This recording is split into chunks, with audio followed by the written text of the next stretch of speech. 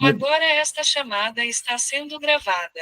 Senhor Jesus, mestre amigo, nosso irmão dileto, obrigado, Senhor, pelo teu chamamento constante, pela tua bondade infinita, do teu amor para conosco, que nos convida sempre à prática do amor, da fraternidade, e que muitas vezes nós não entendemos o teu chamado. Agora um pouco mais instruído, um pouco mais decidido, estamos aqui buscando mais entendimento, mais compreensão. Favorece-nos, mestre, com essa oportunidade, que as nossas caixas mentais possam estar abertas ao entendimento, que todos que estiveram conosco, encarnados, desencarnados, e aqueles que vão ter oportunidade de nos encontrar posteriormente em nossa plataforma, possam sentir a tua presença e também ser beneficiados. E assim pedimos, Senhor, a tua bênção, a tua autorização para darmos iniciado o estudo da noite de hoje. Então, vamos lá. Opa, apareceu tanta gente. Coisa boa. Boa noite, boa noite. Fátima, Patrícia, Janete. Boa noite. Combinaram um segundo depois da gente começar. Muito bem. A prece do Alberto é tão forte que o homem fechou o olho e tinha 3. Aí, na hora que ele abriu o olho que terminou a prece, já estava lotada a sala. Pois não é a pontualidade britânica desse povo. Nós é que estamos adiantados, será? Mas vamos lá. Vamos retomar o estudo do livro dos Espíritos. Então, para quem está chegando agora, ou quem está nos acompanhando, né, depois, pela internet, nós fazemos o estudo de 2 livros. Tá? O livro dos Espíritos, na primeira parte, e os livros da série André Luiz, nós estamos dando prosseguimento. Já fizemos o livro Nosso Lar, agora estamos nos livros dos Mensageiros. Essa primeira parte, nós começamos com o livro. A ideia é trabalhar questão por questão, tá? Nós estamos trabalhando as leis morais, e especificamente lei de igualdade, nós já começamos essa lei, vocês podem olhar depois nos programas que estão gravados, e nós iniciamos o assunto desigualdade das riquezas, que pode ser encontrado lá no Livro dos Espíritos, livro 3º, capítulo 9, item 4. Tá? Para quem não me conhece, eu sou o Alberto Lima, e estamos nesse formato virtual, que nos favorece tanto a presencial, quem está conosco agora, como para posterior estudo, quem quiser estudar mais um pouco, aprofundado, dá para revisar, dá para ler, dá para ouvir e voltar várias vezes, tá bom? Então, sejam bem-vindos e aproveitem. Bom, nesse capítulo 9, quando trata da lei de igualdade, Kardec ele subdivide em 8 tópicos. Tá? Ele fala da igualdade natural, né? Chamando a atenção à espiritualidade, que nós fomos criados simples e ignorantes. Ou seja, na nossa criação, todos iguais. É o mesmo processo do espírito imperfeito e do anjo, né? Que é o espírito puro, o processo é o mesmo. Simples e ignorante, com a jornada enorme de aprendizado. Tá? Desigualdade de aptidões, ou seja, Deus sempre criou, continua criando. Como ele sempre criou, ele criou seres mais antigos do que nós. Consequentemente, esses seres tiveram mais oportunidade de aprender, desenvolver mais. Então, esses seres que são mais antigos, com mais experiência, consequentemente, têm mais aptidões do que, às vezes, a gente. Por isso, essa desigualdade. Pessoas que dominam a arte, dominam a ciência, têm facilidade com a matemática, com as diversas aptidões que os diferenciam. Então, a desigualdade não é porque Deus criou o ser com aquele dom, é porque o ser se esforçou, buscou, estudou, teve disciplina, gastou horas e horas se aperfeiçoando. Por isso que ele tem aquela aptidão. Não porque Deus colocou nele algo a mais. Ah, Alberto, mas quando pega aquelas crianças prodígios, né? Ele não teve tempo para se preparar para estudar. Como é que um Mozart, com 2 anos, já tocava instrumento? Né? Aí nós vamos ter a necessidade da chave da reencarnação.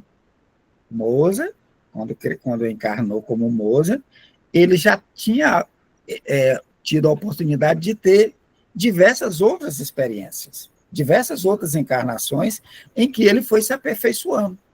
Então, aquela aptidão, aquele dom que ele nasce, era produto do seu espírito imortal que havia adquirido. Então, perceba que a explicação que os espíritos nos dão é que Deus cria, sim, nós iguais, mas cada um vai buscar, por caminhos outros, desenvolver aptidões. Então, todas as aptidões que, porventura, tivermos, foi consequência do esforço nosso. Fala da desigualdade social, né, que ele vai dizer que a desigualdade social é uma criação humana. Tá? Mesmo havendo lá dentro das cavernas, uns ter mais, outros ter menos, um ter mais poder, outros menos, tá? Isso não é uma criação divina, é a criação da humanidade. Tá? Desigualdade das riquezas, nós estamos abordando, tá? Então nós vamos dar prosseguimento. Nós havíamos estudado a questão 808, 808A, tá? E agora vamos para 809, em que Kardec questiona o Espírito de Verdade da seguinte forma: os que, mais tarde, herdam uma riqueza inicialmente mal adquirida, alguma responsabilidade cabe por esse fato? Por que ele faz essa pergunta?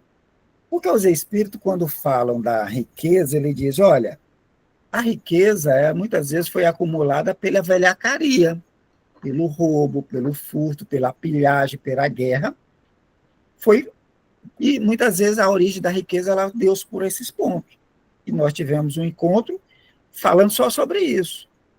Ou seja, os países, as nações enricaram, né? Muitas vezes não foi produto da aptidão do povo, tá? Muitas vezes foi produto de pilhagem. Aí nós demos o caso da Inglaterra. Desenvolveu a Revolução Industrial? Sim. Tinha muitos produtos de manufatura? Sim. Tinha valor agregado? Tinha. Tá? Mas agregado a isso, havia a pilhagem. Por quê? Portugal e Espanha haviam dividido entre si as terras descobertas a leste do Tratado de Tordesilhas. Portugal ficaria à direita e a Espanha à esquerda. E encontraram a América Latina, com a exploração dos povos, do cobre, da prata, do ouro. Os países da Europa, né, que não tinham acesso, o que é que eles faziam? Ficavam esperando os galeões espanhóis ou portugueses adentrar em mares conhecidos, e então eles saqueavam, pilhavam, e havia autorização dos governos, né, que é a famosa Carta de Corso. Ou seja, os corsários eram pessoas da iniciativa privada que montavam barcos, embarcações, e iam para o mar para saquear os navios. Um pirata, né, só que com um cunho legalista. Tá? Então, muitos da riqueza aparece através desse tipo de atitude, da velhacaria, do roubo, da pilhagem. Então, ele questiona, mas se eu herdar, ou alguém herdar, né, uma riqueza que foi adquirida desse jeito, de uma origem mal, um roubo, uma enganação, uma pilhagem, uma guerra, uma espoliação. A pessoa que herdar isso, ela tem alguma responsabilidade sobre esse fato? Eu quero que vocês me ajudem. Eu não sei sobre isso, não. O que vocês acham? Se tiver herança, chegou a herança nas suas mãos, na minha mão, por exemplo, e lá atrás foi produto de um roubo, eu tenho alguma responsabilidade, ou você que vai herdar a herança, por exemplo, tem alguma responsabilidade sobre essa origem da herança? E aí? Eu acho que tem responsabilidade sobre o uso, né, dessa riqueza. Mas o fato de, se ele não influenciou lá atrás naquele roubo, ele não vai ser responsabilizado pelo ato de outra pessoa. Né? Lá o meu avô, o meu bisavô, era um grande grilheiro, né? Ele saiu grilhando, tomando terras e terra com os seus capangas, deu aquela propriedade gigantesca, né? Criou uma grande riqueza. Tá? Aí eu, como neto, bisneto, eu vou herdar isso. Eu tenho responsabilidade pelos atos praticados lá, pelo meu avô, meu bisavô? O Hélio diz que entende que é só sobre o que não vai usar. Vai, Edi. Não, tem não, Alberto. Assim, quanto à origem, né, daqueles que que, como se disse, que se foi de pilhagem, eles não têm responsabilidade. Agora, é claro que se foi parar na mão deles, aí é outra história. Então, a partir dali, então, eles vão ter responsabilidade, por quê? Porque eles vão ter um compromisso, né, de o que fazer com essa riqueza que vai parar nas suas mãos. Aí, daí para frente, é outra história, né? O que ele vai fazer com essa riqueza. Está lavado a riqueza, esse dinheiro foi lavado, então. Mudou de geração, tem um cunho de limpeza, é isso? E aí, gente? Você perguntou se eles eram responsáveis. Não. Não tem responsabilidade. Chegou no herdeiro, ele não é responsável pelo que os outros fizeram para adquirir aquele dinheiro, é isso? É, isso mesmo. Pelo que eu entendo, é. Alguém mais? Alberto, Oi, boa noite. fala. Né, pensando assim, eu não tenho responsabilidade com isso. Mas a gente tem que pensar que, pelo menos entenda, isso é uma coisa que eu estou pensando agora, de tanta coisa que a gente recebe as informações e do conhecimento, somos espíritas, a gente reencarna. A gente reencarna com responsabilidades. Aí dizer assim, ai, mas eu não sou responsável. Somos responsáveis, porque éramos os mesmos, né? Éramos nós que fizemos isso. Se a situação está assim, é porque nós deixamos assim, então que a gente tem que consertar. E aí, porque é muito fácil dizer, eu não, isso aqui eu recebi, mas aí eu não tenho responsabilidade com quem foi, com que foi. Não importa. Importa que você recebeu uma riqueza. Você nasceu com a riqueza. E essa riqueza, né, você vai ter que fazer dela coisas que vão ser dignas da sua reencarnação. Boa ideia. Aí já colocou o aspecto da reencarnação. Pode ter sido no bisavô, já pode ser neto, não é? Pelas possibilidades, o bisavô já pode ser neto. Né? Ou seja, se os netos estão herdando, né, já pode ter sido lá, nós mesmos também, né? Há essa possibilidade. Né? Alguém mais? Discorda, não acha que tem responsabilidade? Tem responsabilidade? Eu acho que tem responsabilidade, sim. Olha, Cristina. Por quê? Se você sabe que aquele dinheiro foi fruto de alguma coisa errada, você tem responsabilidade. Você está aceitando aquilo ali, ou você muda, direciona esse dinheiro, essa herança, para fazer o bem, sabe? Para devolver de alguma forma para a sociedade, para quem que de fato tinha direito. Eu acho assim, sei lá. Ó, Não sei se eu estou errada, não. tem uma corresponsabilidade, né? Aparentemente, né? Pelo que a Cristina falou, são corresponsáveis, né? Vamos ver o que é que o Espírito de Verdade nos coloca como resposta a esse questionamento? Oi. Alberto, uma vez eu escutei que Chico Xavier, uma pessoa procurou Chico Xavier e reclamando que a loja dele tinha sido saqueada e ele tinha ficado sem nada, prejuízo muito grande, e foi aquele choro todo. E pedindo a Chico um conselho. Chico parou, pensou, aí disse para ele: filho, é tão bom devolver, não é? Eu já tinha ouvido também essa colocação de Chico, né? Devolver, às vezes, não é tão bom, não, né? Depende de como é devolvido, né? Mas a gente tem que pagar.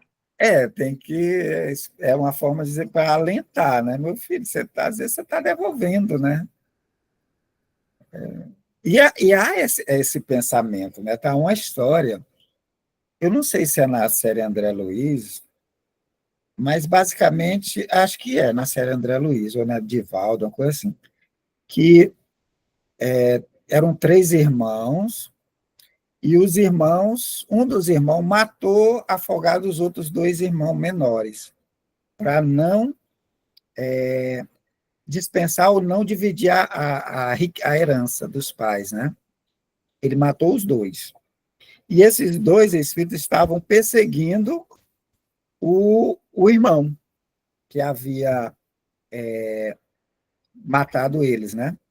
Eram aqueles algozes que estavam perseguindo. E eles depois são convencidos, né? Os espíritos vão lá para convencer aqueles algozes, né? Para eles parar aquela vingança, né? Mas aí os espíritos alegam que eles tinham sido espoliados, que era direito deles e que eles tinham perdido, o irmão tinha sacaneado eles, né? E eles estão lembrados que eles iam ter direito à herança. Eles iam reencarnar agora como netos, né? O filho daquele que tinha sido o assassino, né? Ou seja, eles voltariam e então herdaria os bens que aquele que havia cometido o ato insano, né? Contra os irmãos. Ou seja, a mesma ideia. Ó, você é espírito? Calma. Você foi espoliado? Tá. Você vai ter direito. Você vai voltar agora como um filho ou netos daquele que provocou, e então vai herdar tudo aquilo que havia Ou seja, a providência dá um jeito de entregar aquilo que é de direito, né? É bem interessante essa... E lembra muito coisa que Lúcia coloca. Vamos ver a resposta? Ó, o Espírito de Verdade diz, é fora de dúvida que não são responsáveis pelo mal que os outros hajam feito.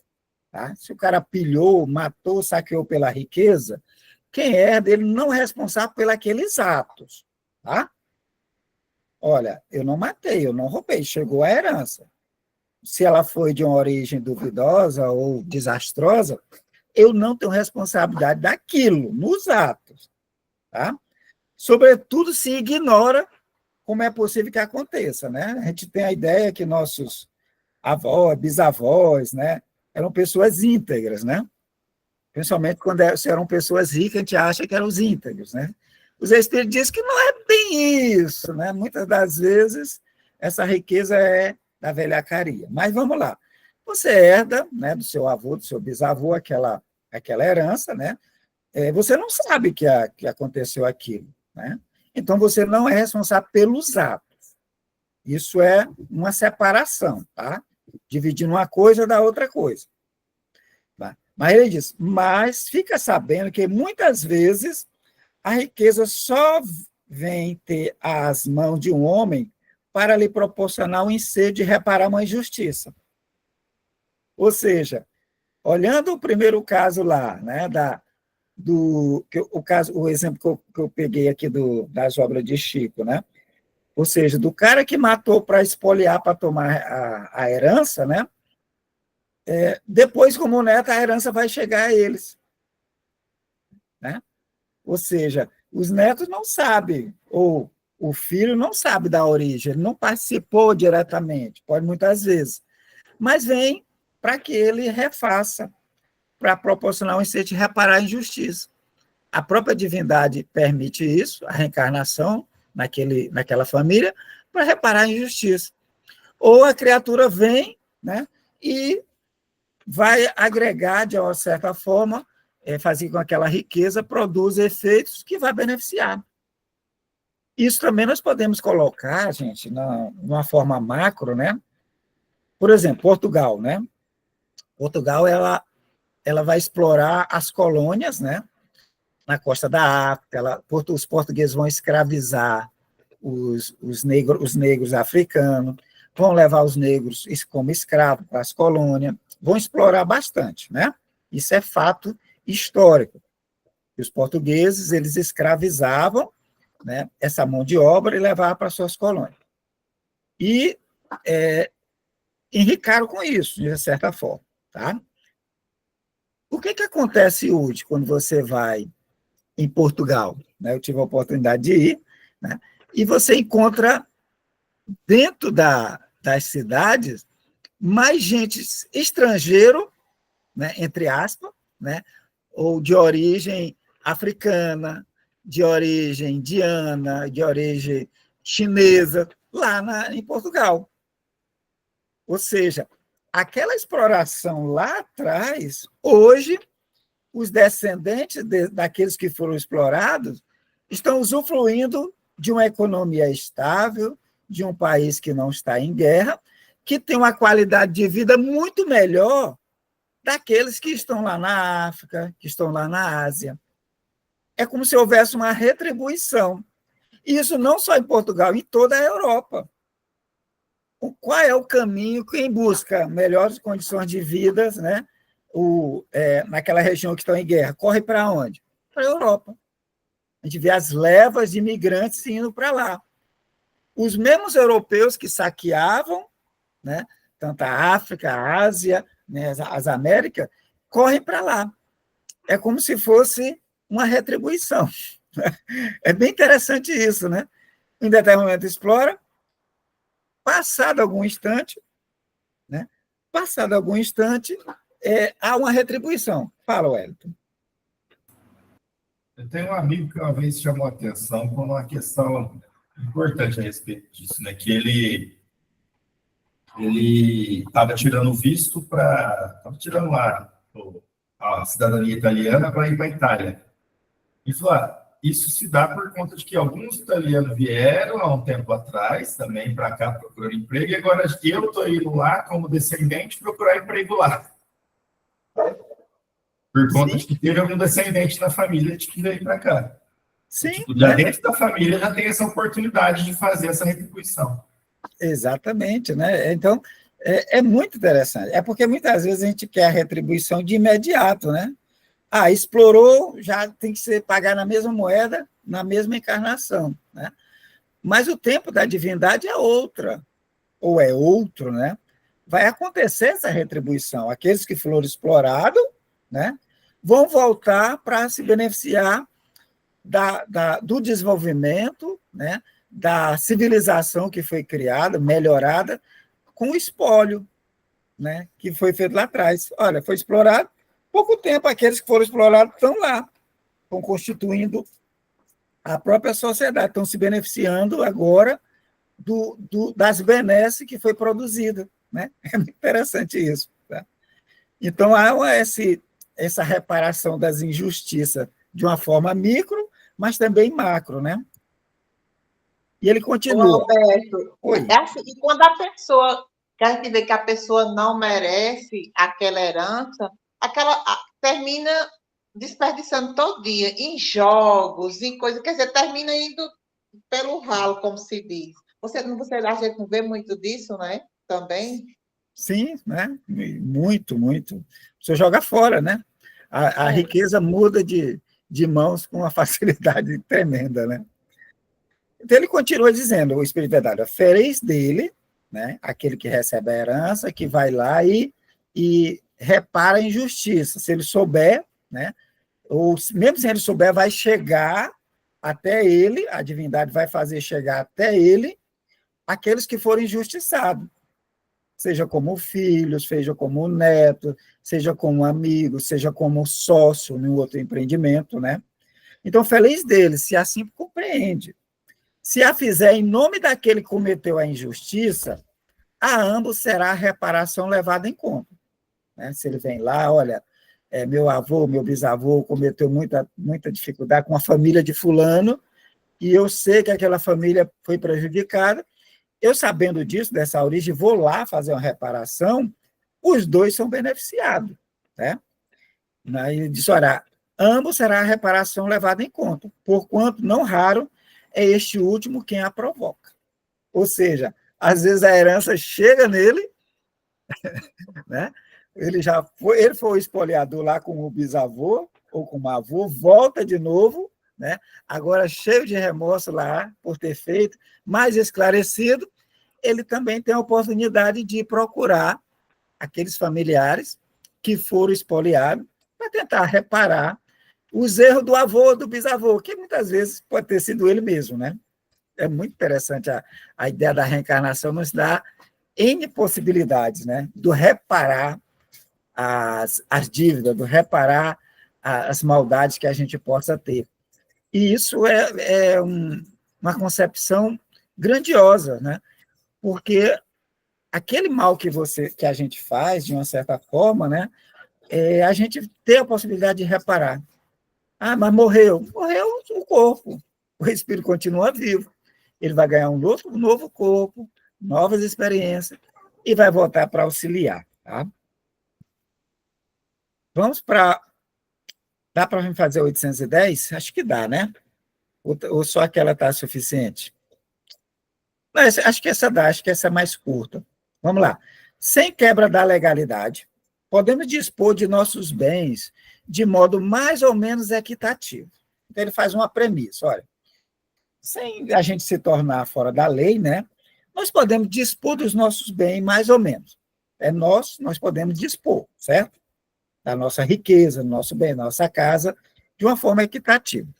Aí ele pergunta, seremos responsáveis, depois da morte, pelo destino que lhes houvermos dado? Olha, eu peguei a minha herança e vou, por exemplo, eu designo no testamento que ela vá para determinada pessoa, determinada instituição, eu coloco uma cláusula lá no testamento que meus herdeiros têm que fazer determinado ato, né? Aí ele pergunta se nós seremos responsáveis, depois da morte, pelo destino que lhes houvermos dado. E aí? A gente deixa, olha, esse bem aqui tem que ser destinado à instituição X, né? Ou tem que ser destinado a uma terceira pessoa que não é da família, por exemplo, qualquer designação. Nós seremos responsáveis por isso? Por esse destino? E aí? Eu acho que não, porque a gente já fez a nossa parte, né? Que foi deixar para alguém, aí eu acho que é da responsabilidade do outro o que ele vai fazer Mas com a você não herança, deu a né? ordem? Ah, mas eu fiz a minha parte de dar, né? Sim, mas eu dei uma ordem. Aí o herdeiro lá vai, ou os que ficam vão ficar com um problema. Não vão, não? Não vai ter uma responsabilidade, não? Eu já morri. Mas não ficou aquela determinação? Mas isso falando da herança que já veio errada, do dinheiro que já veio errado, é isso? Não, não. É Não, uma herança que qualquer você uma. tem. Qualquer uma, tá? Uhum. Não, eu quero dispor de um valor, eu quero deixar essa casa para uma instituição espírita, por exemplo. Às vezes colocando até a própria família, né? Tirando a família de lado, o que seria valores de herança para os familiares, por exemplo. Né? Tirando parte dos bens que seria a herança dos filhos, dos netos. Você vai lá e determina aquilo. Aquele que já morreu, né? Ele continua sendo responsável por essas Ah, ordens? eu ainda acho que não. Acho que cumpriu a vida aqui, né? O destino que estava dessa encarnação.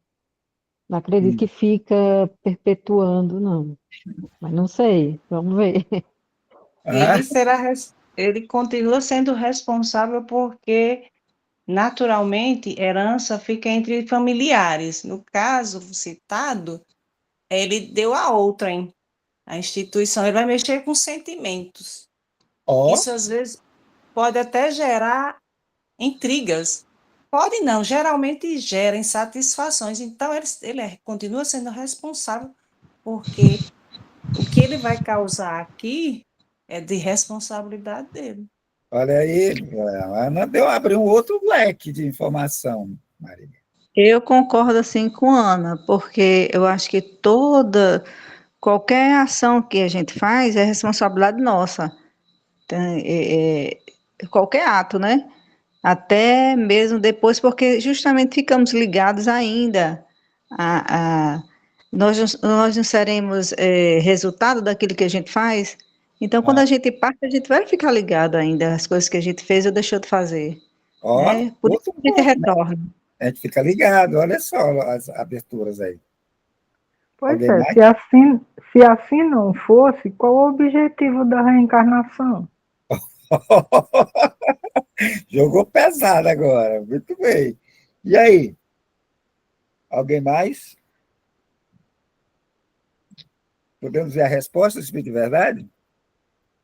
Então ele pergunta, olha, sem quebrar a legalidade, eu posso dispor de parte dos meus bens? Posso. Isso não quebra a legalidade, né?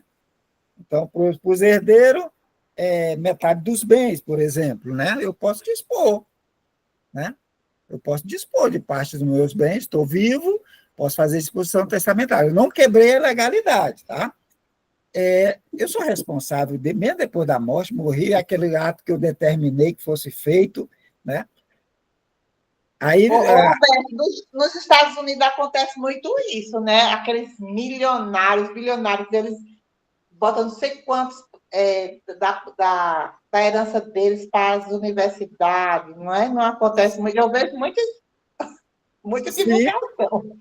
exatamente, dispõe de parte dos seus bens, né? Mas aí a Ana lembrou, né?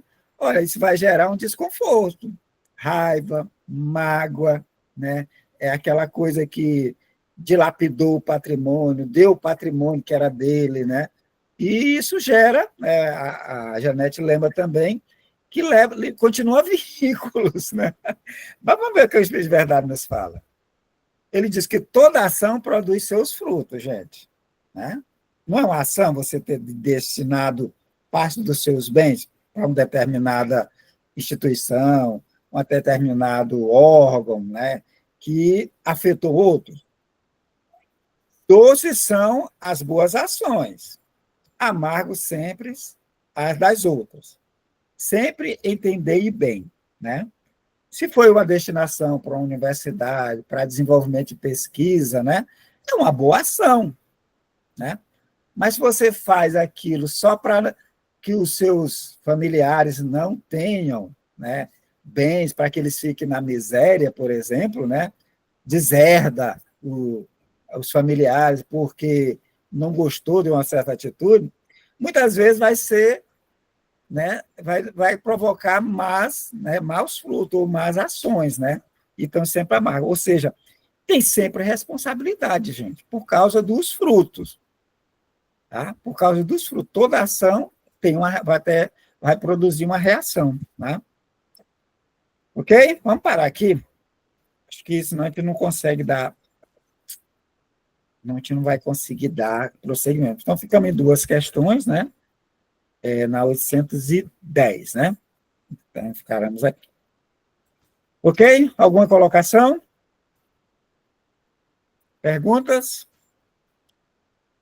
Nenhuma? Satisfeito? Então, estamos indo devagar, sem pressa, mas para permitir essa reflexão, que mais gente participe e possa se questionar o que a gente já sabe, o que a gente entende, né?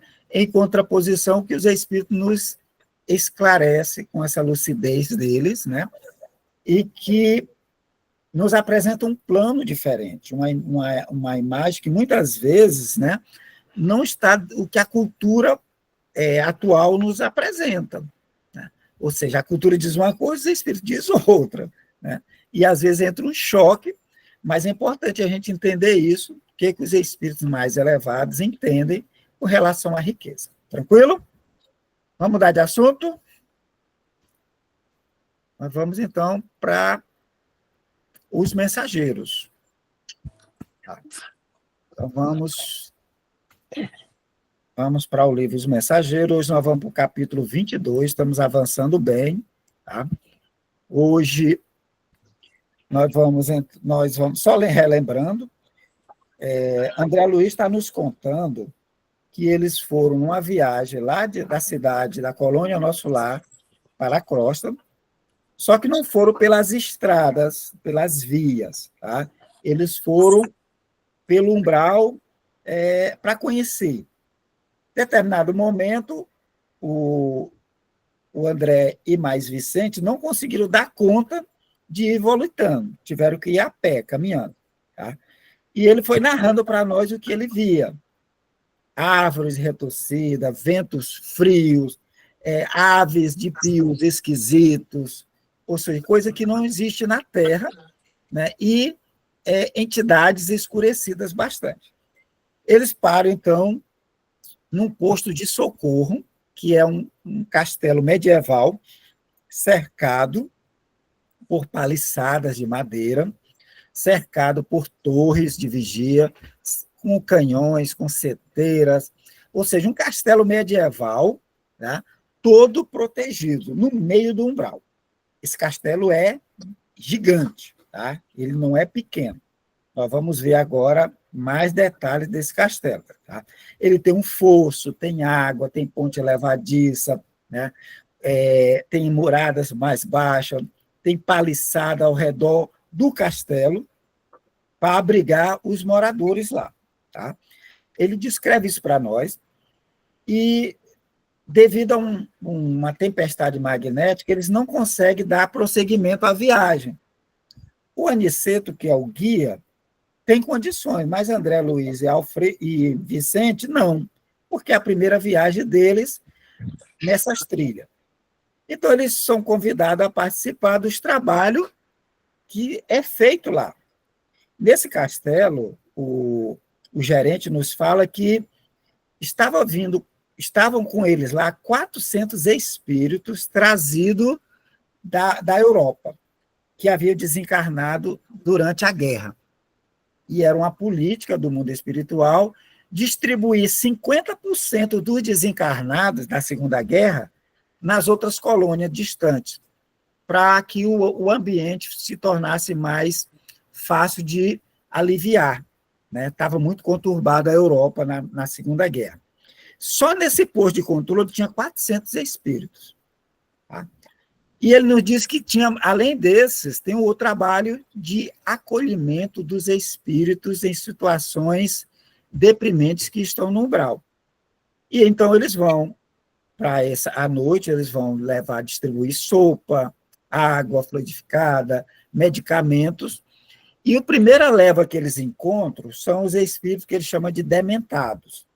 São os espíritos que estão no estágio de psicológico abalado. Muitos deles não sabem que desencarnou, eles estão andando, estão falando, estão pensando, mas as ideias ainda são perturbadas. Tá? E a gente tem um contato de 3 espíritos. Um que era um fazendeiro, dono de escravo, que havia pedido para voltar para tomar conta da fazenda. Ou seja, quando ocorre a escrita desse livro, em 1940, 41, 42, né, já havia acontecido a abolição da escravidão, em 1888, né, quando aboliu. Possivelmente esse espírito desencarnou antes da abolição da escravidão. Se a gente contar só de 88 até 40, então era mais de 50 anos, muito mais de 50, 51, 52 anos, que havia acabado a escravidão. E esse espírito ainda estava pensando que era dono de escravo.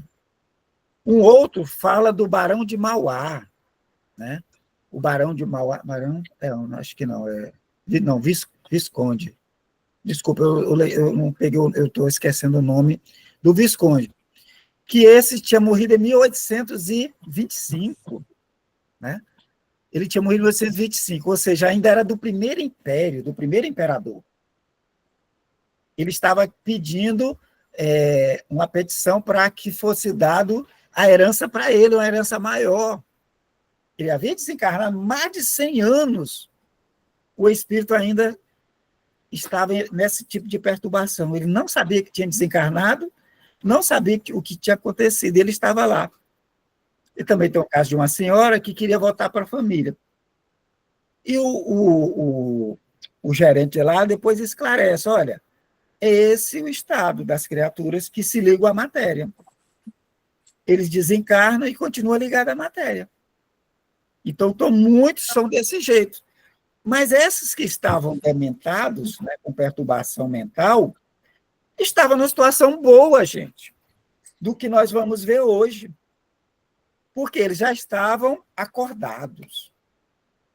Eles já estavam sendo doutrinados, esclarecidos da situação até poderem ser levados para a colônia de Campo da Paz, para receber tratamentos mais elaborados.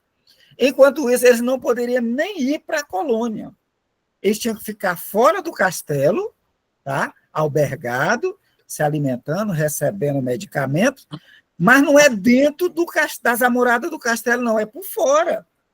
André Luiz que sai da morada, passa o fosso, vão levando embarcações com medicamento e com as sopas até o local que estão esses espíritos dementados. Acordado, andando, né, feito um bando de débeis mentais. Né? E ele vai colocar a conta de apego à matéria, do poder, dos prazeres da terra, nos leva a essa situação. Mas essa situação é boa, nós vamos ver agora. Cadê a nossa leitura predileta aí? Fátima? Oi, meu filho, boa tarde. Boa noite a todos. Boa noite, minha amiga. Vamos lá?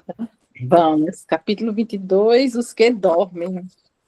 Seguimos através de longas filas de arvoredo acolhedor, rumo às vastas edificações que obedeciam às linhas arquitetônicas singulares.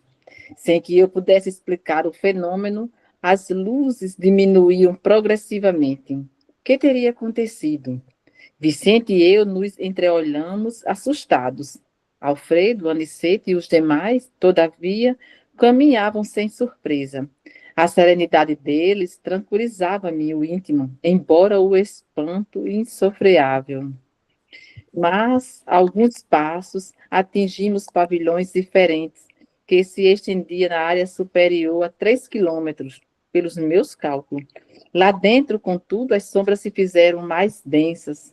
Conseguia distinguir vagamente os quadros interiores, observando que se tratava, a meu ver, de espaçosas enfermarias com teto sólido, mas semiabertas ao longo das paredes altas, dando livre passagem ao ar. Só um instante, Fátima. Ok. Então, o que está dizendo? Diz que eles saíram do castelo, tá? Atravessaram o fosso. Do lado do fosso iam embarcações levando a sopa e o medicamento, tá? Embarcações. Ou seja, ele diz que ao sair, eles começaram a andar, passaram pelos dementados e continuaram andando. Né? Longas filas de arvoredo acolhedor. Ou seja, gente, tem árvore no mundo espiritual. Isso foi um choque para os espíritos, o movimento espírita, quando André Luiz, Chico Xavier, André Luiz, através de Chico, apresenta o mundo espiritual com casas, com carro, com metrô, com árvore, com plantas, com plantações, árvores frutíferas. Né? Tinha um arvoredo, eles saíram de dentro das amoradas do castelo. Tá? E tinha vastas edificações que eles iam acompanhando. Tá?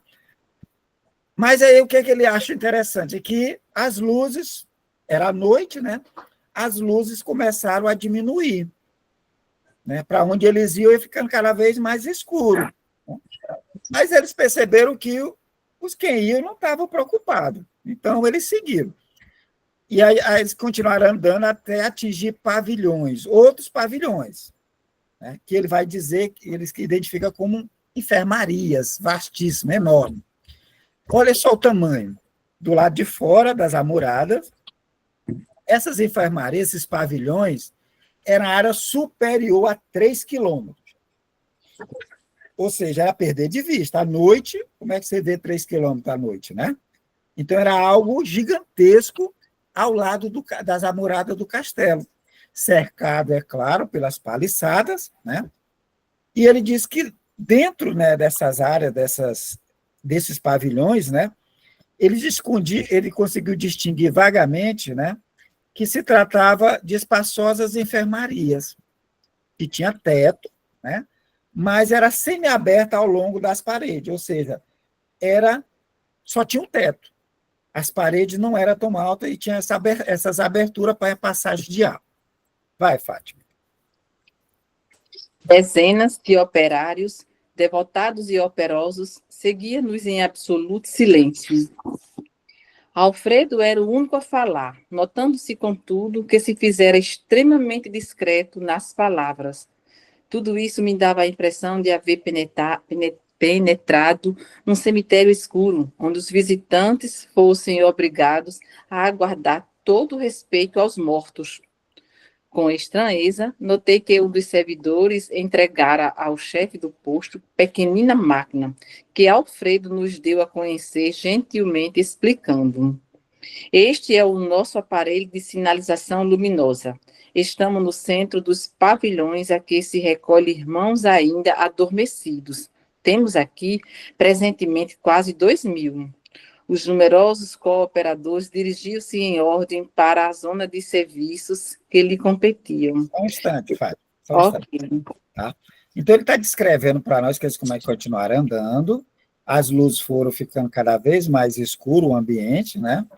E ele, né, usa alegoria, parecia que estava chegando num cemitério, né? Cemitério escuro, né? Porque todo mundo começou, ninguém falava, só quem falava era Alfredo, né? Que era o gerente, o administrador, e ele fala que ele recebeu um aparelhozinho de sinalizador, né? E então ele ficou querendo saber o que era aquilo, né? Que ele estava recebendo. Aí ele fala que é um aparelho de sinalização, né?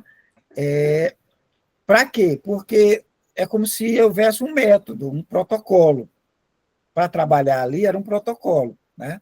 E quem dava as ordens, era um só que dava as ordens, que era o gerente dali, o Alfredo. Então, ele que ia dizer quando começava e quando parava. Então, ele ia ficar controlando com aquele aparelho de luminosidade. Tá? E ele fala que tinha numerosos cooperadores, né? Começou a entrar para aquela zona, distribuindo nos diversos pavilhões. Né? Ele fala que tem 400 trabalhadores lá, tá? Nesse castelo, nesse posto, tem 400 trabalhadores. Então, um bocado fica na segurança, outros foram com ele. Desses muitos, distribuíram nesses pavilhões, 3.000, né? Cada um foi para o seu posto, e aguardava a ordem, então, que ia ser dado pelo esse aparelho de iluminação. Vai, Fábio. Depois de pequena pausa, falou o administrador com firmeza. Iniciemos o trabalho de assistência. Ao primeiro sinal luminoso de Alfredo, acenderam-se numerosas lâmpadas elétricas, e então, dominando a custo a primeira impressão de horror, vi extensas filas de leitos ao rés do chão, ocupados todos por pessoas mergulhadas em profundo sono. Muitos tinham o semblante horrendo, eram muito poucos que traziam as pálpebras cerradas, parecendo tranquilos. Em quase todos, estampavam-se-lhe nos olhos, aparentemente vitrificados, o extremo pavor e o doloroso desespero da morte. Cadavérica palidez cobria-lhe a face. Recordando a literatura antiga, pensei nos velhos túmulos egípcios. Tínhamos diante de nós centenas de múmias perfeitas. Raríssimos pareciam dormir um sono natural. Aproximando-se de nós outros, Alfredo falou a Aniceto em particular. Infelizmente, não podemos atender a todos. Por quê? Indagou nosso orientador comovido. Estamos aguardando o pessoal adestrado. Tenho aqui a colaboração de 80 auxiliares para este gênero de serviço. Entretanto, não pode cada qual atender a mais de 5 doentes de uma só vez. À vista disso, dos nossos 1.980 abrigados, separei os 400 mais suscetíveis de próximo despertar, a fim de submetê-los ao tratamento intensivo. E os demais recebem alimento e medicação mais densos uma vez por dia. Aniceto Só um instante. Okay. Então, vamos lá. Gente, eles foram para um local que a cada vez escurecia mais, tá? Então, chegaram lá, distribuiu os 80 trabalhadores que estavam com ele ali, tá? Ele levou 80, imagine aí, leitos de enfermaria com mais de 3 quilômetros, distribuiu os 80, né? Ele vai dizer que o sinal que está luminoso estava em Alfredo, quando ele faz o sinal, acende-se todas as lâmpadas dos pavilhões. Tuf, né? Ou seja, tudo escuro, acendeu todas as lâmpadas. Então, o André vai dizer que foi a custo que ele controlou aquela ânsia do que ele viu, né? E tudo iluminou-se, né? E ele diz que a impressão de horror. Por quê? Fileiras de leito no chão. Rés do chão é o leito no chão. Tá? Não era em camas altas, era no chão mesmo, os leitos. até para evitar que a criatura caísse da cama, né? Então, os leitos tudo no chão.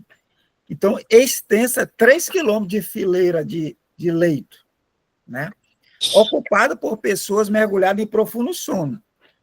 Então, se aqueles dementados na frente, que estavam acordados, falando, questionando sobre a vida anterior, está numa situação bem melhor. Aqui não, aqui estão dormindo. Criatura dormindo, gente. No mundo espiritual, dormindo, apagado. Tá? Por quanto tempo? Não se sabe a quantidade de tempo. Né? Cada caso é um caso. Ou seja, são recolhidos no umbral criaturas que estão dormindo.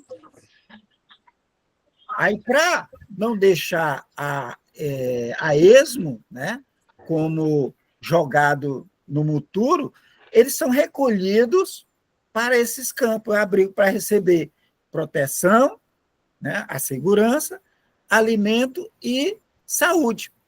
Ou, aliás, alimento e remédios. Então, ele falou 3 quilômetros de fileiras de leitos, e ele vai falar como é que ele vê essas criaturas. Dormindo, semblante horrendo. Ele fala que parecem múmias, igual faz uma comparação às múmias encontradas nos túmulos lá nos egípcios, né? Tá com os olhos abertos, gente. Poucos eram as pálpebras fechadas, os olhos abertos. Tá? A pessoa lá deitada e catatônica. Não se mexe, coisa alguma. Estou lá com as pálpebras, os olhos abertos. Estampava-se nos olhos aparentemente vitrificados, né? Extremo pavor e doloroso desespero da morte. Imagine você entrar num local, num ambiente desse, que as pessoas estão com os olhos arregalados, né? E não percebem nada do que está vendo. Ele fala que tem 1980, tá? 1980 pessoas que estavam deitadas lá, ó.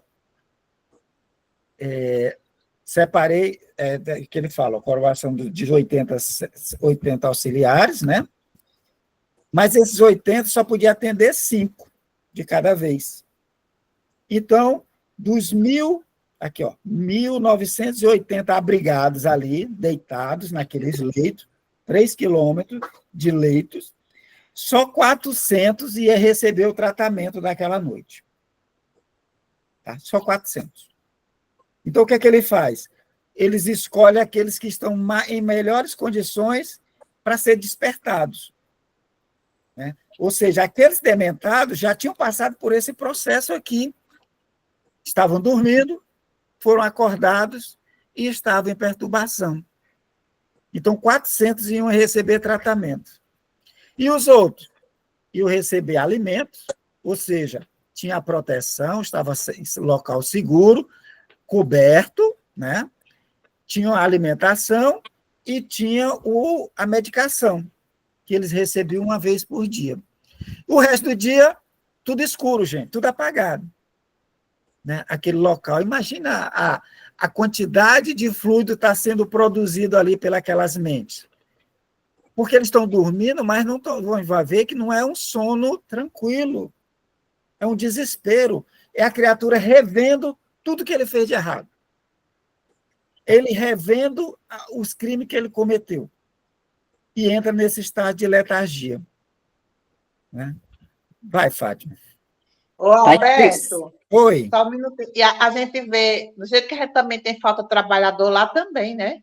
Para atender esse povo todinho aí. Pô, não é? A gente reclama desse trabalho da falta aqui, né, Dina? Lá também.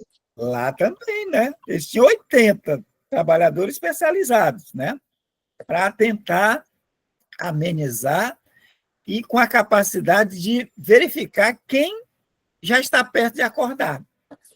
Quem está perto de acordar? Vai, Fátima. Explicado, né, Alberto, o medo dos médios de não querer ver, né, essas coisas cadavéricas horríveis. São poucos que têm estômago, né? Olhar um negócio daquele e não se desesperar, e não ficar com medo. Pois é. É aterrador, né? você olhar aquilo, incendiar luzes, aquele milhar de leite, parece coisa de filme de terror. Você vai olhar aqueles cadáveres, aquelas máscaras, aquele estado de terror daquelas criaturas. E são irmãos nossos, né? São irmãos nossos. Só o amor mesmo para permitir que a criatura entrasse no ambiente daquele para cuidar daquelas criaturas, né? Vai, Fátima. Tá. Aniceto calou-se pensativo. Profundamente tocado pelo que via, inclinei-me instintivamente para o abrigado mais próximo, tentando examinar-lhe o estado fisiológico. Identifiquei o calor orgânico, a pulsação regular e os movimentos respiratórios. Embora verificasse a extrema rigidez dos membros, como que mergulhados em imobilidade cataléptica. Um instante. Gente, o perispírito, o corpo espiritual dos espíritos, é igual ao corpo material, tá? Ah, não, morreu, não tem necessidade de fome, de alimentação, tá? Calma lá, não é bem assim. Só quem não vai ter a necessidade de alimentação grosseira é os espíritos que estão equilibrados, esclarecidos e que têm a técnica de se alimentar de outra forma, tá?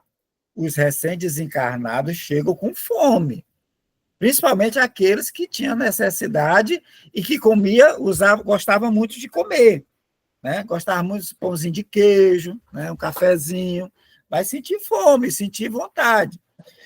O que André nos chama a atenção? Olha, ele olhou aquilo, ele foi lá, ele era médico, André Luiz foi médico aqui na Terra. Então, o que ele foi lá? Olhar, né? Olhar o estado fisiológico, pulsação, pegar se estava frio, gelado, calor orgânico, a respiração. E o espírito respira? Respira, gente. O espírito respira, o espírito fala, o espírito anda, sente fome, sente sede, sente frio, sente dor, tá? Porque o corpo, que a gente chama de perispírito, ele é semimaterial para nós, mas para o mundo espiritual ele é matéria densa. Para nós, que estamos encarnados, ele é semimaterial, mas é um tipo de matéria para o mundo espiritual, para o estágio ou para a vibração que eles estão, é matéria densa. Então, aquele corpo lá, o André foi olhar, tinha calor, tinha pulsação regular, movimento respiratório, mas os membros estavam em rigidez, como se ele tivesse mergulhado em mobilidade cataléptica, ou seja, catalepsia, apagado. Não mexe, não chama, não tem nenhum retorno. Pode tocar, pode pegar, pode virar, ele não vai reagir. Vai, Fábio. Indescritível impressão apoderou-se de mim. Levantei-me assustado, dirigi-me a Aniceto com a máxima discrição e interroguei. Explica-me, por Deus, que vemos aqui. Estamos acaso na moradia da morte depois da morte? O instrutor sorriu, complacente, e explicou em voz quase imperceptível. Sim, André, este sono é verdadeiramente a avançada imagem da morte. Aqui permanecem, com a bênção do abrigo, alguns milhões dos nossos irmãos que ainda dormem. São as criaturas que nunca se entregaram ao bem ativo e renovador em torno de si, e, mormente, os que acreditaram convictamente na morte como nada, o fim de tudo, o sono eterno. A crença na vida superior é a atividade incessante da alma. A ferrugem ataca a enxada ociosa. O entorpecimento invade o espírito vazio de ideal criador. Os que, nos ciclos carnais, homens e mulheres, creem na vida eterna, ainda que não sejam fundamentalmente cristãos, estão desenvolvendo faculdades de movimentação espiritual e pode penetrar as esferas extraterrenas em estado animador, pelo menos quanto à locomoção e juízo mais ou menos exato. No entanto, as criaturas que perseveram em negação deliberada e absoluta, não obstante, por vezes, filiada a cultos externos de atividade religiosa, que nada vê além da carne, nem deseja qualquer conhecimento espiritual, são verdadeiramente infelizes.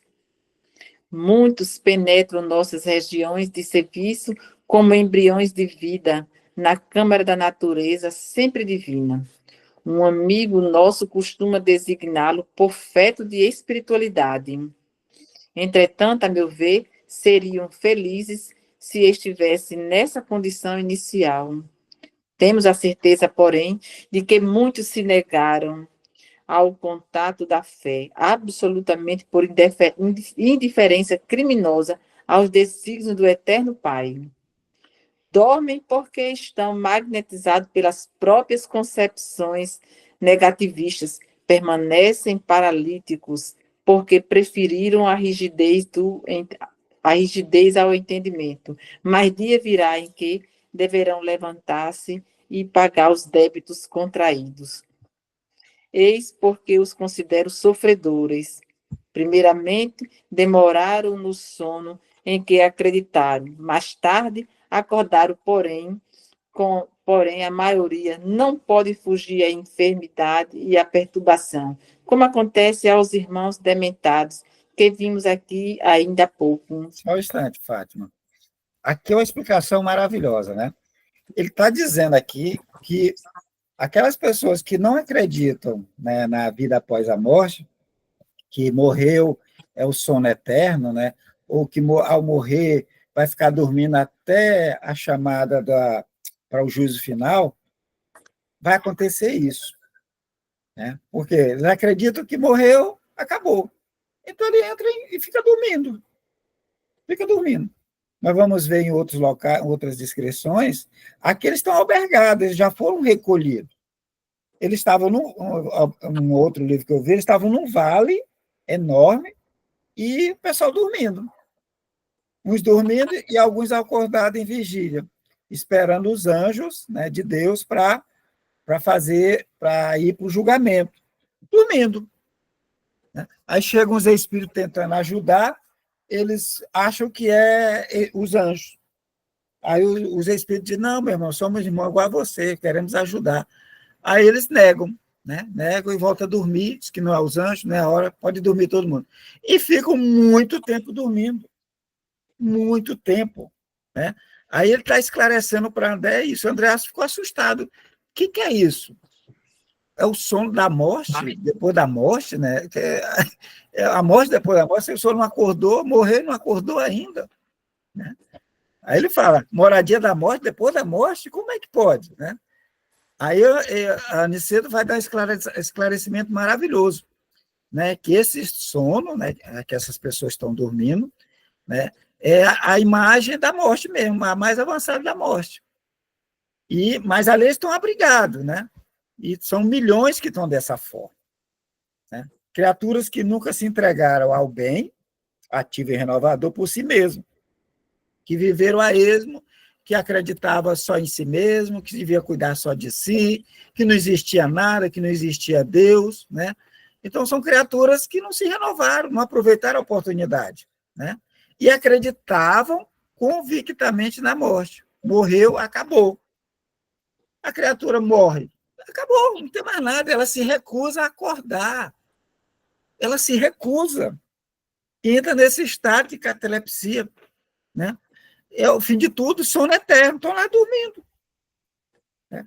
Aí ele fala aqui que a crença na vida superior é a atividade incessante das almas, ou seja, nós precisamos acreditar na vida superior, que tem algo mais, nos alenta, que nos dá confiança, certeza. Mas quem não faz isso, o que acontece?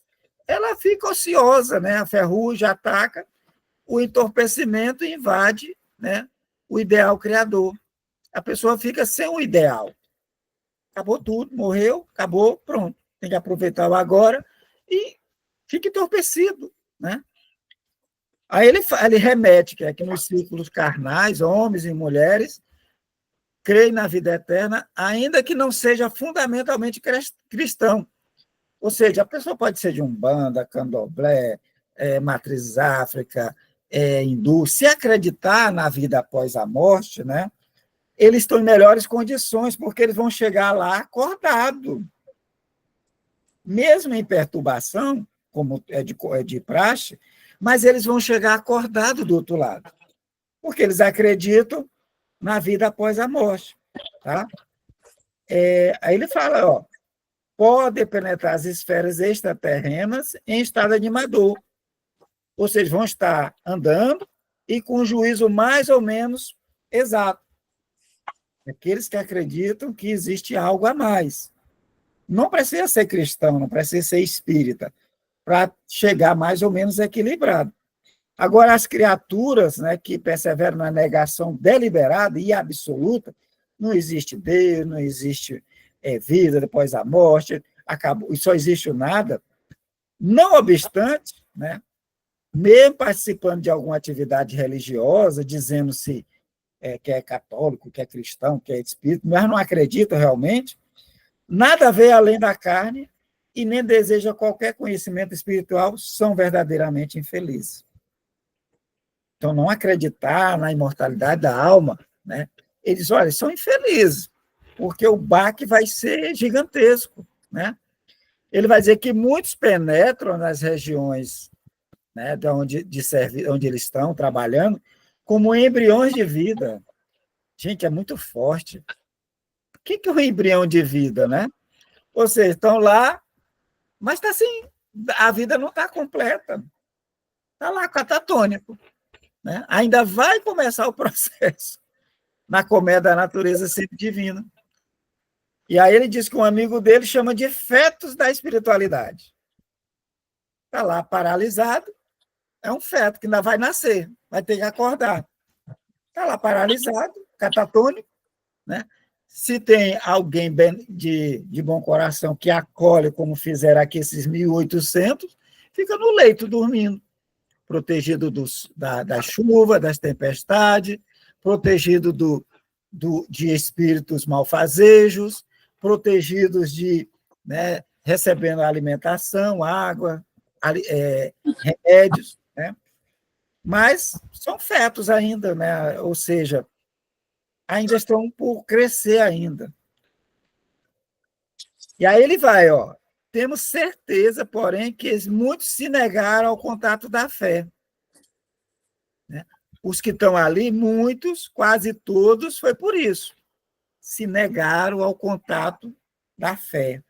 Absolutamente indiferentes, por indiferença criminosa do desígnio do Pai. Não tem Deus, não tem nada, só existe isso e pronto. Se negam. Né? Alberto, e Jesus? Por que Jesus não intervém? Né? Por que Jesus não tira essas criaturas? Né? Jesus é só amor? Gente, tirar essas criaturas do umbral é fácil. O problema é que tem criaturas que não querem sair do umbral. Tem criatura que não quer sair de lá. Tem criaturas que se negam, né? Se negam a acreditar que morreram. Você tirar ela de um local e levar para outro, ela vai continuar com o mesmo pensamento. Por isso que a divindade não interfere. É livre-arbítrio. Ele quer ficar daquele jeito, dormindo? Fica. Uma hora ele vai acordar. Uma hora ele vai cansar de dormir. Né? Uma hora ele vai ser desperto. E quando eles são despertos, vão estar igual os dementados. Não sabe o que aconteceu, que passou mais de 100 anos, mais de 70 anos, mais de 80 anos, que ele desencarnou. Nem sabe que desencarnou. Então, ele diz que dormem, porque estão magnetizados pelas próprias percepções negativas. Morreu é o sono eterno. Quando você morrer, você vai dormir. Estão magnetizados, eles acreditam naquilo. Ele abre o olho, não, eu vou dormir de novo. Não chegou a hora do juízo final. Dorme, fica dormindo. Magnetizado pelas próprias percepções negativistas, negando que existe a vida espiritual, negando que existe essas oportunidades. Então, permanecem paralíticos. paralisados. Estão lá, paralisados, catalépticos, paralisados. Porque preferiram a rigidez ao entendimento, porque não se abre o entendimento. Como é que Jesus vai abrir a mente de uma criatura dessa? Forçá-lo?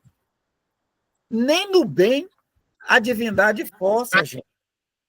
Nem no bem. Olha, você tem que praticar o bem. Não, eles convidam. Olha, meu filho, tem atividade da sopa, do café, cesta básica, campanha do quilo, visita a asilo, orfanato. Venha. Eles não obrigam, você tem que ir. Não. Imagine o seu desejo de ficar paralisado. Mas aí Aniceto nos lembra, olha, dia virá que deverão levantar-se e pagar os débitos contraídos. 100 anos depois, a criatura levantou. Está lá ainda achando que está viva. E ainda com os mesmos elos da vida anterior. Vai ter que ser, quando ele melhorar, vai ser esclarecido, e então ele começa a fazer o processo para pagar esses débitos. Aí Aniceto diz, olha, são sofredores, gente. São nossos irmãos em sofrimento. Primeiro eles se demoram no sono, que acreditam, né? Mais tarde acordam. Porém, né, a maioria não pode fugir à enfermidade e à perturbação. É o que aconteceu. Aqueles que acordaram estão perturbados, estão doentes. Né? Quando eles acordarem, vão estar doentes. Continuam doentes, estão doentes porque estão dormindo. Quando acordar, vão continuar dormindo, ou continuar doentes. Né? Tranquilo? Vamos lá? Vamos. Grande o meu assombro. Como Vicente se aproximasse também para ouvi-lo, falou Aniceto, esclarecendo a nós ambos. A fé sincera é ginástica do espírito. Quem não a exercitar de algum modo na terra, preferindo deliberadamente a negação injustificável, encontrará-se mais tarde sem movimento. Semelhantes criaturas necessitam de sono, de profundo repouso, até que despertem para o exame das responsabilidades que a vida traduz. Observando que o nosso orientador se esquivava a comentários longos, para que pudéssemos seguir de mais perto os trabalhos de assistência, calei as minhas indagações que me escaldava a mente. Só um instante, Fátima. Olha que frase maravilhosa. A gente tem que guardar isso aqui, ó. Separar, né? A fé sincera é ginástica do espírito. Tá? Fé não é algo que a gente dê para o outro. É algo trabalhado, gente. Ginástica é o quê? Movimento, não é movimento? O espírito tem que se movimentar na busca dessa fé.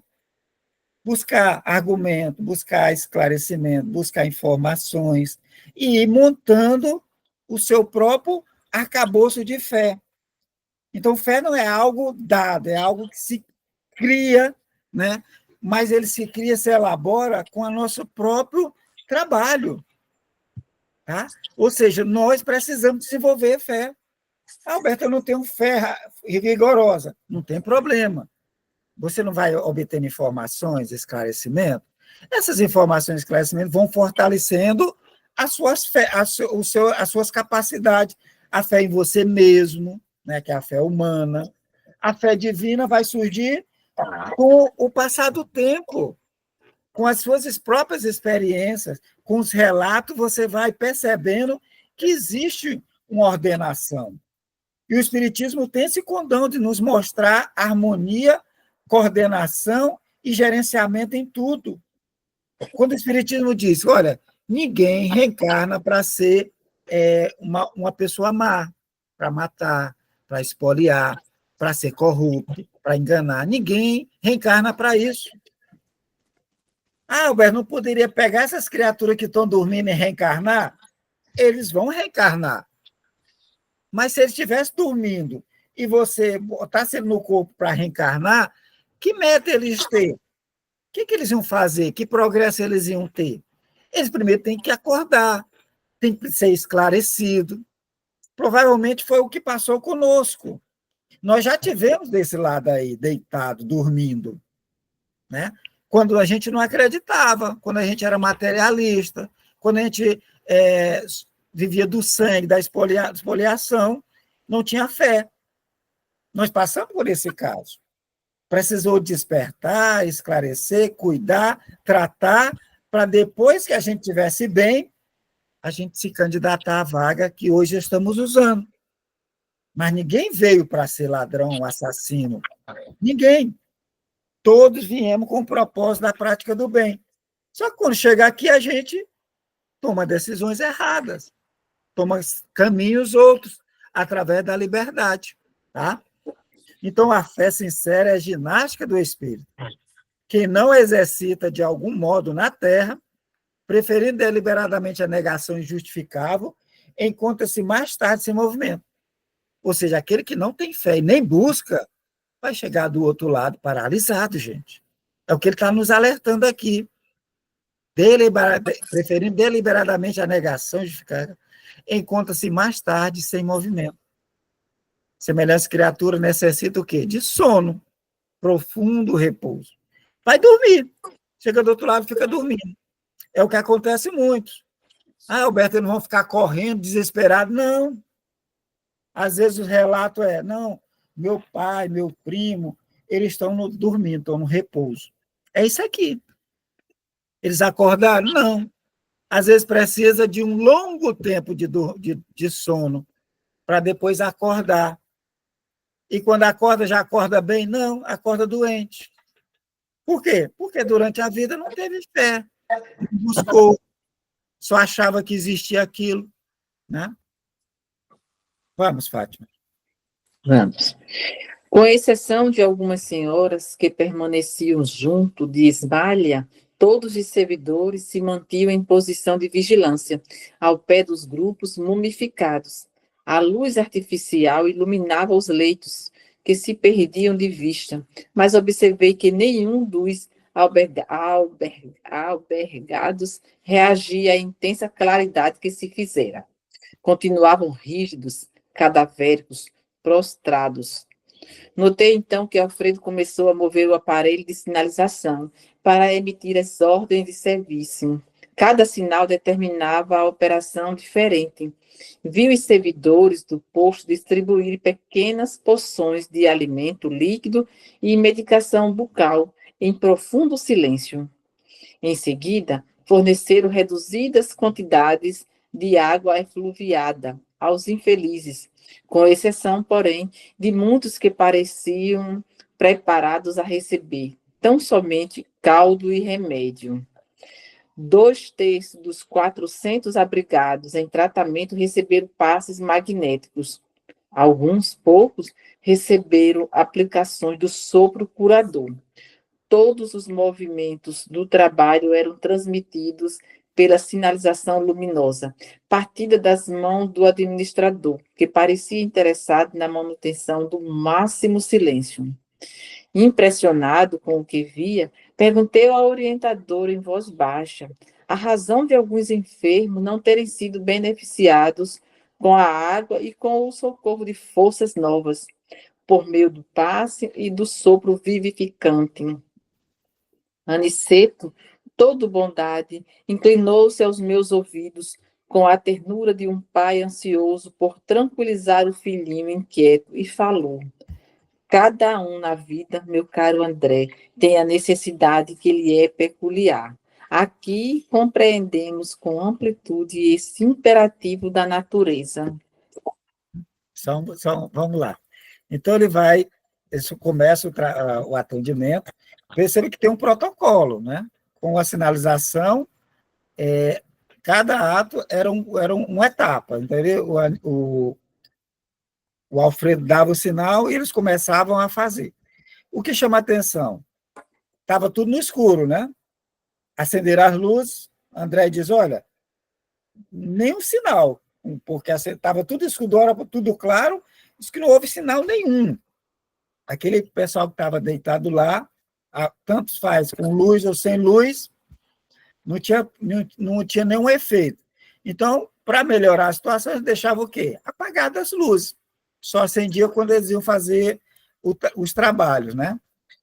E ele, então, começa a dar as ordens e os trabalhadores, os 80 trabalhadores, saíram distribuindo, né? Alimento e medicação nos leitos. Tá? Alguns eles davam alimentos, né? Outros eles forneciam só água, né? Fluidificada, né? E alguns não recebiam a mesma coisa, né? Outros era caldo, remédio, não recebia essa água, não recebia o tratamento dos passos. Ele fala que 2/3 dos 400, ou seja, 400 ia ser atendido, tá? Dos 1.800 e 1.890 que estavam deitados lá, só 400 iam receber tratamento. Desses 400, 2/3 receberam os passos magnéticos. Não foram todos que receberam os passos magnéticos, né? E só alguns receberam o sopro curador. Tá? Então, os trabalhos de sinalização. Aí eu lhe pergunto, por que alguns enfermos não receberam? Né? Qual era a razão que alguns enfermos não tenham sido beneficiados com a água e com o sopro? Aí a Aniceto vai dizer, olha, cada um na vida, meu caro André, tem a necessidade que ele é peculiar. Ou seja, ali os instrutores, os colaboradores sabiam quem tinha condições de receber o quê. Tá? Um só precisava da água, outro já precisava do caldo, ou seja, cada um tem essa necessidade. Não dá para fazer um tratamento igual para todos. Então, aqueles que já estavam melhorzinhos, o sopro, né? Ou seja, estavam mais perto de acordar, né? Mais revitalizado. Outros nem tanto. Então, cada um na vida tem a necessidade que ele é peculiar. Isso serve para nós. Né? Para fazer o tratamento na casa espírita, todo mundo tem que levar o passe. Gente, nem todo mundo precisa do passe.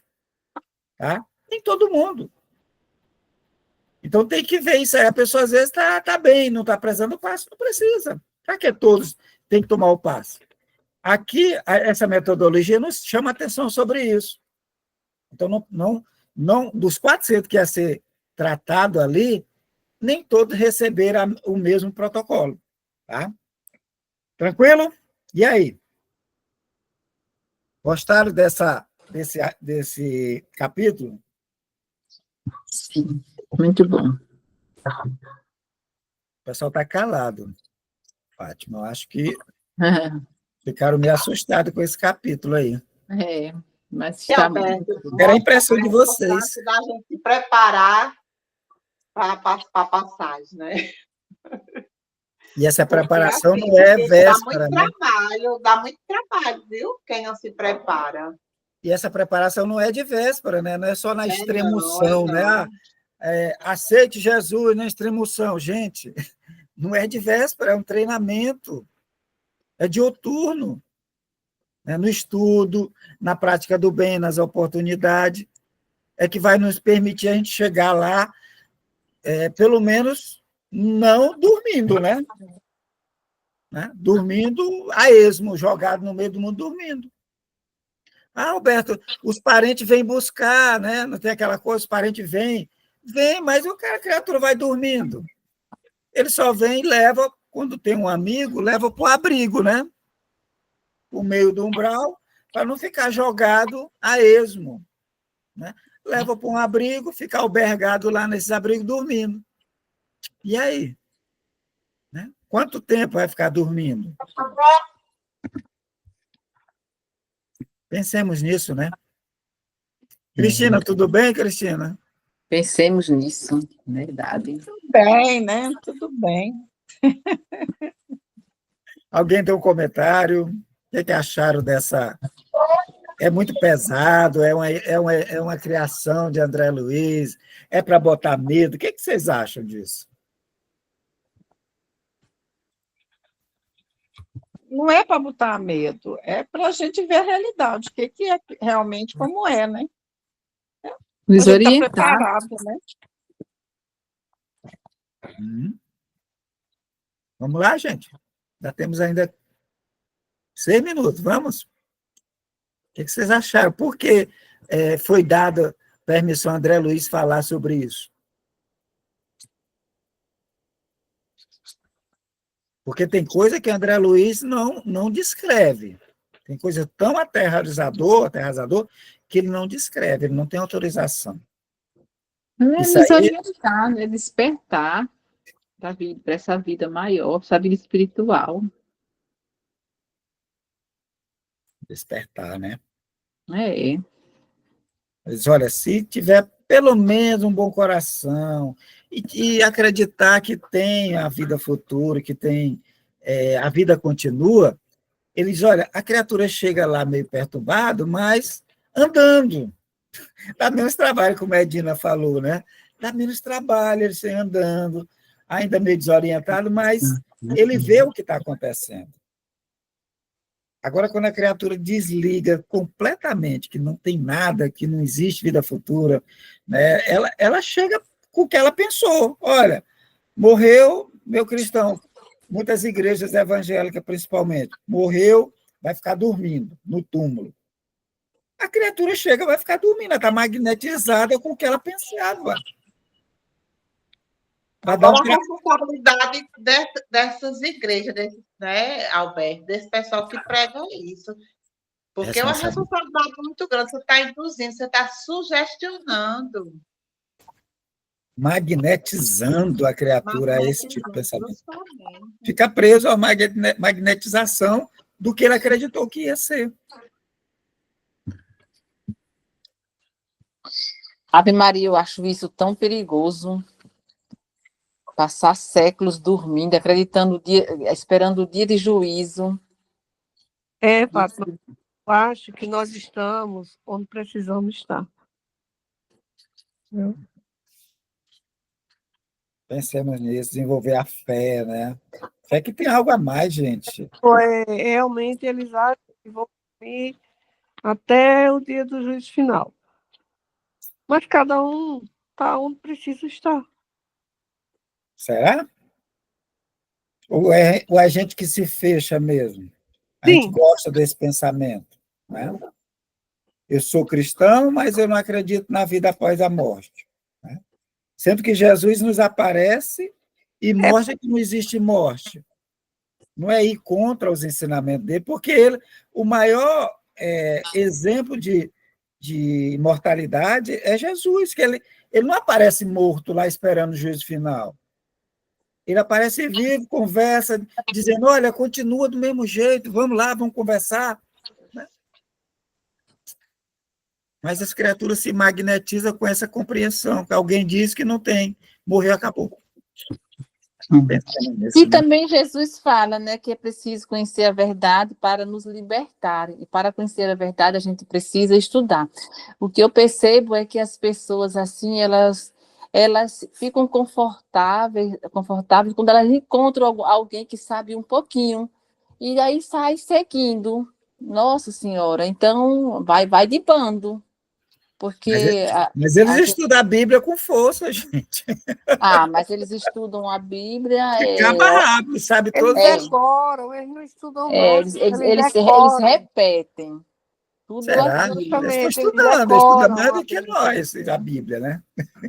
Agora é cômodo para eles. Exatamente. É muito cômodo. É o pensamento de cômodo. Porque quando eu digo que você continua vivendo, vai trabalhar do outro lado, não, eu quero a descanso eterno, né? É mais cômodo. Trabalhar, continuar trabalhando. Feliz saber que não vou ficar dormindo o resto da vida. Não, muito ruim. Eu não gosto nem de dormir, né? Iris, faça a prece final para nós, para encerrarmos, então. Oh, Jesus. Senhor Jesus, proteja-nos e continuemos nossos estudos para aprendermos cada vez mais. Obrigada por esse grupo maravilhoso, Senhor. Obrigada. Nós temos mais a agradecer do que a pedir, porque Jesus sabe o que precisamos. Então, não precisamos nem pedir, porque Ele manda. É a coisa mais certa do mundo. Isso quer dizer fé. Pai nosso, que estás no céu, santificado seja o vosso nome. Venha a nós o vosso reino. Seja feita a vossa vontade, assim na terra como no céu. O pão nosso de cada dia nos dai hoje. Perdoai a quem nos tem ofendido, não nos deixeis cair em tentação. Amém. Gente, eu, essa semana, umas 2 semanas, eu recebi um verdadeiro milagre. À noite eu tive uma alta de pressão 24/11 e uma dor de cabeça infernal. E por pouco eu não tive um AVC, mas foi a fé em Deus. Porque eu pedi a Deus para não precisar ir para o hospital à noite. Ele me atendeu, tenho certeza. E eu agradeço a Ele até hoje. E vou agradecer sempre. Obrigado a vocês. Até Um o beijo nosso no coração encontro de cada quarta-feira. um. Beijo. Boa Até noite. mais.